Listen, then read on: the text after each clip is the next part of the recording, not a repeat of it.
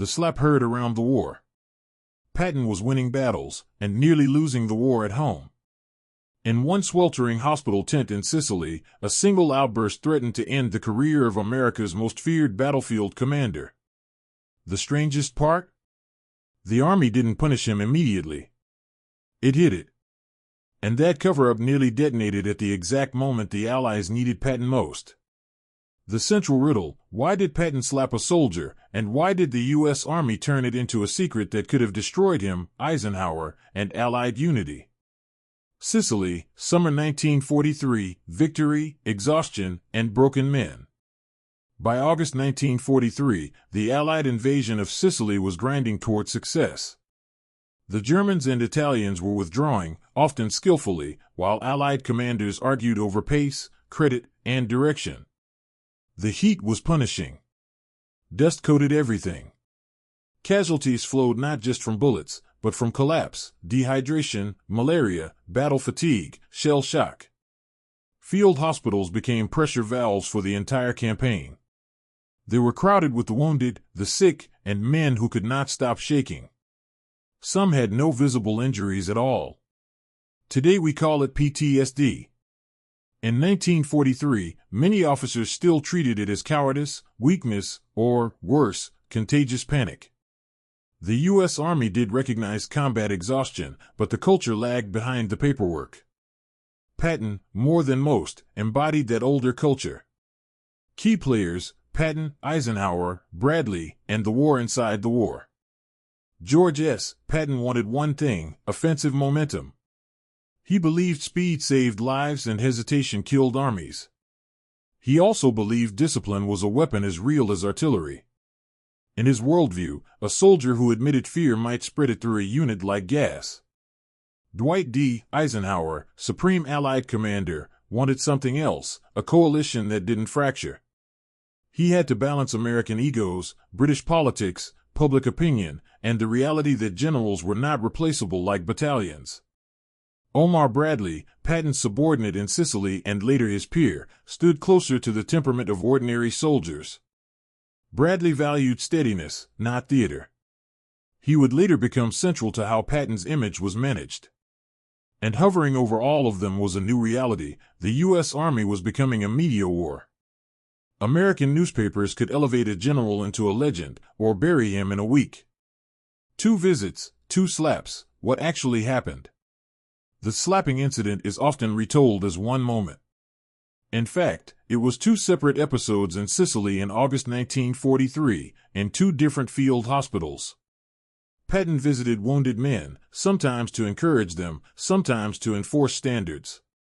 In one hospital, he encountered a soldier suffering what doctors described as battle fatigue. The man reportedly said he couldn't take it, that he was afraid, that he couldn't stand the shelling. Patton reacted violently. He struck the soldier, accounts differ on whether it was an open-hand slap or more than that, and accused him of cowardice. He reportedly ordered the man back to the front. Some witnesses said Patton threatened him. Exact wording varies by source. Many later quotes are paraphrases filtered through memoirs. Then, days later, in another hospital, it happened again: a soldier with no visible wound, shaking and unable to function. Patton again lashed out physically and verbally. This is where the story becomes more than a personal failing. Because there were doctors, nurses, and officers present, meaning the incident had witnesses, paper trails, and moral authority on the other side. The decision point: Eisenhower's quiet punishment. News traveled upward through channels Patton couldn't control. Medical officers reported it. Some were outraged, not only because Patton struck a patient, but because he undermined medical judgment and humiliated men already broken by combat. Eisenhower faced a high-stakes choice. 1. Relieve Patton publicly, a clear moral statement, but a massive operational shock. 2. Do nothing, risking Army discipline, medical authority, and public scandal later. 3. Punish privately, contain the damage, keep Patton available, but accept a moral compromise. Eisenhower chose option 3.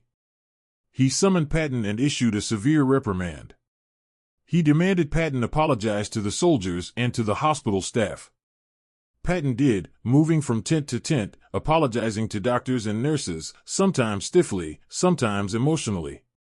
Eisenhower also kept Patton under a kind of unofficial suspension. He would not command the next major amphibious operation. This was the key order that reshaped the war. Patton would not lead D-Day. Eisenhower's logic was brutally pragmatic. Patton was too valuable to discard, too dangerous to leave unchecked, and too famous to survive a public explosion. But then something even stranger happened. The Army tried to keep it from the public, even as it kept records internally. A secret punishment, half discipline, half damage control. Immediate consequences: Patton benched, the Army reorganized. With Patton sidelined, command arrangements shifted. Other commanders, especially Bradley, moved into the central lane for the coming invasion of France. Patton remained in the theater, but without the field command he craved. He fumed. He wrote bitterly in his diary. He begged for another chance. He promised restraint. Eisenhower watched him closely, but also saw something useful. The Germans feared Patton. They believed he was the Allies' most aggressive armor commander. So Patton, while punished, became an asset in a different way. He was positioned in England in ways that made German intelligence think he might command the main invasion force.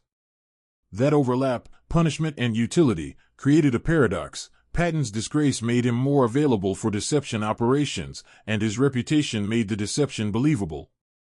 The true cost: men, morale, and a political time bomb. The human cost wasn't measured in battlefield casualties, but in trust. For the soldiers in those tents, the message was chilling: your body might be broken and honored, but your mind could be treated as shameful. The medical staff saw their authority challenged. Officers worried about what kind of leadership was being rewarded. Then the political cost began to grow. Months later, the slapping story leaked to the American press. When it hit newspapers, it landed like an artillery shell. The U.S. public could accept ruthless generals.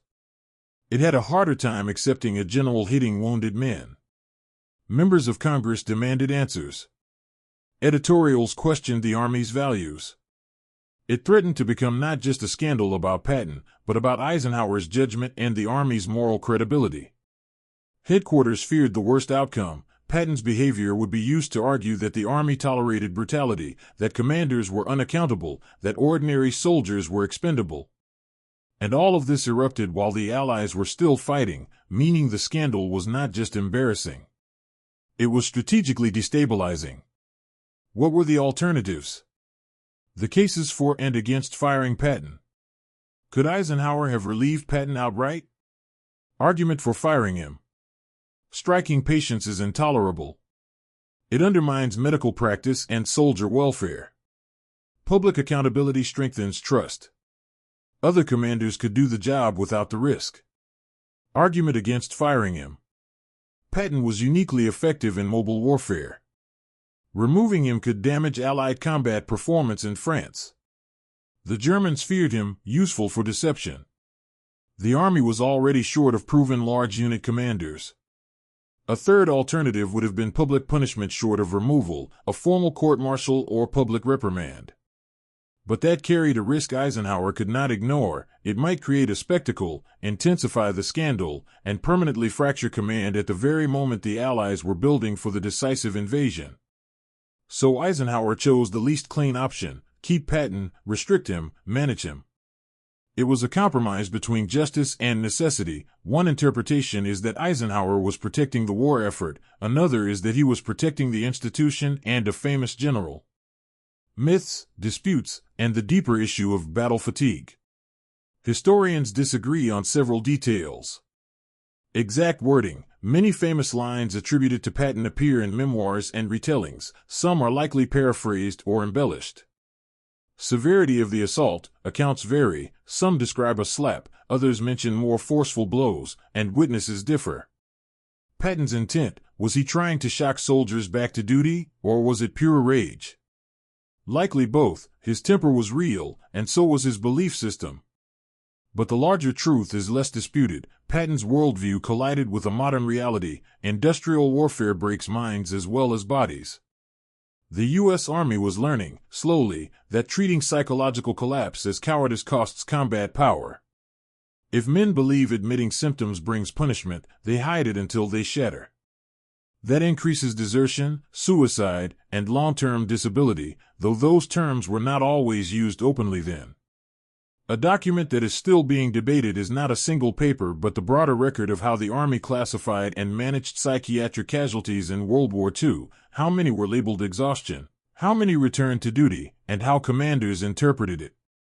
The slapping incident became a symbol of that argument. Conclusion: the general saved by his own reputation. Patton slapped a soldier because he believed fear was a moral failure, and because stress stripped his self-control at the worst possible moment. Eisenhower protected him because the coming battles in France demanded every weapon, including Patton's talent and his psychological effect on the enemy. The outcome was not simple redemption or simple disgrace. Patton was punished, then used, first as a decoy, later as a spearhead. He would return to command and drive his army with terrifying energy across France. But the scandal never truly vanished. It followed him like a shadow, resurfacing whenever people asked what kind of leadership wins wars, and what kind of leadership wounds the men it claims to serve. The central riddle comes back with a harder edge. Patton didn't just slap a soldier. He struck at the Army's blind spot. And the Army's decision to hide it, then manage it, shows how victory in World War II was built not only on battles and logistics, but on compromises made in quiet rooms, far from the front.